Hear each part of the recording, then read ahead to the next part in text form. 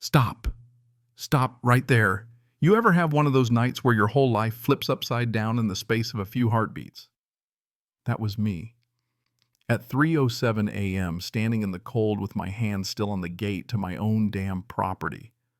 Headlights off Duke, the dog, waiting patiently in the cab when I got hit with a flashlight beam and a voice shrill enough to freeze boiling water. She's trespassing. She's breaking into a cabin by Lakeside Point. She screeched into her phone loud enough for half the state to hear, and all I could do was stand there digging my ID badge out of my coat, not saying a word, watching the color drain from her face as she realized just a little too late who she'd just called the cops on. Let me back up a sec. Because none of this insanity makes sense unless you know how it all started. Name's Riley Brooks, federal wildlife investigator, 37. Not much of a talker, definitely not a pushover. The only reason I even ended up at Silver Pines was a promise to my granddad, the kind you make and think you'll never have to keep, fix up the old cabin. Keep it in the family. Find some peace for once. The man built that place before half the town was born, long before the HOA sprouted up like a weed choking out common sense. He left it to me, and after 10 years working undercover, losing partners and losing sleep, I needed a quiet corner of the world to stitch myself back together. Of course, that's not what I got. The first day I rolled in with a U-Haul and Duke, and within 10 minutes met the self-declared queen of the HOA, Karen McDaniels. 60 frosted hair that could break a comb, pink clipboard sunglasses the size of saucers standing right in the middle of the road like she was guarding Buckingham Palace. "Do you have authorization to unload here?" she barked, "and let me tell you, you haven't lived till you've had a stranger threaten to fine you for parking your own car on your own property." I stayed polite. "Ma'am, I own this house." She hit me with some policy number about trailers and stormed off with a promise, "You'll hear from us." And boy, did I. Week 1, a warning letter. Week 2, a noise complaint. Then another about my so-called offensive mailbox vintage cast iron straight out of 1972. Same one my granddad bolted down.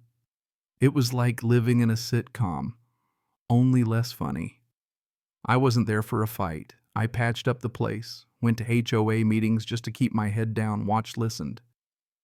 But you know what I mean? Some people, they don't want you to fit in, they want you to disappear. Maybe it was because I never told Karen my job, didn't hide it, just never said.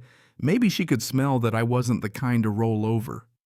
But whatever it was, she made me a project. I ignored her until the day I got back from a trip to Denver Gatelock, scratched up camera unplugged fresh tire tracks I didn't recognize, and Duke growling at shadows. That's when I realized this wasn't about bylaws anymore. Someone wanted me gone. So I waited. And that's how we got to 3:07 a.m. headlights off quiet as a ghost trying to catch whoever was screwing with my property. Except it wasn't just Karen hiding in the dark. Right as she started screaming, another figure stepped out from the trees, a man with a tablet, face glowing in the screen's light. Alan Wexler, another board member. But you could see he wasn't there for Karen. He just looked at her cool. "As you please," and asked, "You really want to keep talking, Karen?" Then he turned the tablet so I could see video footage, grainy, night vision. Karen at my gate whispering, "Just snip the wire, pop the latch, he won't even notice." That's all it took. My heart hammered. It was her. Karen blustered, said the video was illegal.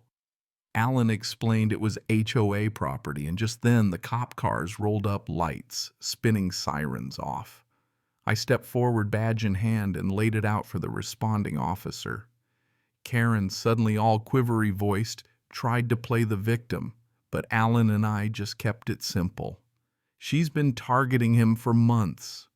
The officer shook his head, warned her she might be hearing from both the sheriff and the courts, and just like that, Karen vanished into the night on her golf cart face like she'd bitten into a lemon. But that wasn't the end. You think these stories wrap up tidy, nah? The next morning, I found an old journal my granddad kept stories about the first time the HOA tried to take his land letters from neighbors, torn pages, the handwriting shaky but determined. Just as I was piecing it together, a neighbor knocked Lindsay Younger nervous. She thanked me for standing up to Karen, said, People were scared that I might actually change things. That was the first time I thought maybe this wasn't just about me. Right then, my phone buzzed unknown number, a deep voice. "You shouldn't have stayed, Agent Brooks. Line dead." And just like that, the air got thin, every shadow looking like trouble. I logged the call, sent it to my field office. If you've ever felt eyes on you in your own home, you know what I mean. I met up with Alan the next day at the local diner. He slid me a manila folder, records, letters, fines, all signed by Karen. He told me 5 cabins in 4 years had been forced out, flipped for cash through shell companies tied to her family. "She slipped up with you," he said, "didn't realize you'd fight back." Before I could process it, some guy in a dark coat with a cop's posture stared me down and left Richard Crowley, ex-cop. Later, I'd learn he was Karen's muscle. Back at the cabin, Lindsay dropped off Chili and a warning she'd overheard Karen on the phone. "We can't afford for him to dig too deep. You promised it would stay buried." That night, Duke growled at a flashlight moving in the trees. Someone was out there. Was it Karen Richard or the man from the diner? Next thing I knew, heavy boots stomped up my porch. I grabbed my sidearm ready for a firefight. Then a voice, Riley, "It's me. Don't shoot Marcus Lane, my old partner with a rookie and a flash drive." Turns out Karen's cousin's company moved $2.3 million through land flips in HOA neighborhoods. Her brother, the one missing, was the founder and signed the original trust deed. Karen dissolved it, stole the lake. Marcus handed me a photo, Richard, now her security. Organized crime, not just HOA games. We set the trap, filed a complaint, started the audit. Neighbors brought me phony violation letters. The whole scam started to unravel. I caught Karen's crew drilling in the lake bed, prepping to sell boat slips and cut off public access just like she'd done before. Papers with her brother's forged signature surfaced when a box fell off the barge, straight up evidence. Just then, Lindsay ran up breathless. Karen and Richard had broken into my cabin, found the spare key, and ransacked the place. I called Marcus, who sped back with deputies. We had the photos, the video, the scratches on my safe. Karen was desperate. I went public. Called a meeting, every homeowner at Silver Pines packed into the park. Alan and I laid it all out, fake fines, threats, forced sales plans to steal the lake. People voted fast and loud. Karen was ousted, her accounts frozen, but right as we breathed, she rolled in black SUV, 2 lawyers waving a court order. "You don't know what you're dealing with, Agent Brooks. I know where the bodies are buried."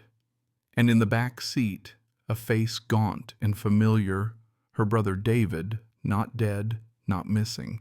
The next day, I tracked Karen to the abandoned library. David slipped out the back, eyes pleading, but Richard jumped me with a pistol. Duke took him down before I had to pull the trigger. Deputies showed up. David agreed to testify. The feds raided the HOA, seized records, and Karen, she ran. We found hope in the chaos, but the phone calls kept coming, threats in the night. And then Karen returned, waving a forged deed claiming my granddad gave her the land.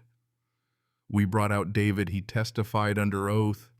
And Karen finally broke, cuffed in front of the whole town, screaming she made Silver Pines.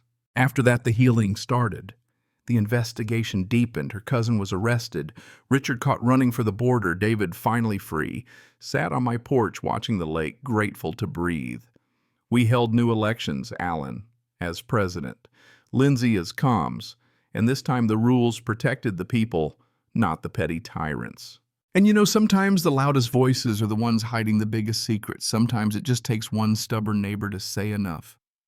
If this story made you shiver, made you cheer, or made you wonder what justice looks like in the real world, let's hear it. Drop a comment, share your thoughts. Because out here in Silver Pines, peace is hard won, and trust is earned, not enforced. And as long as I'm here, no one's running me off my own land ever again.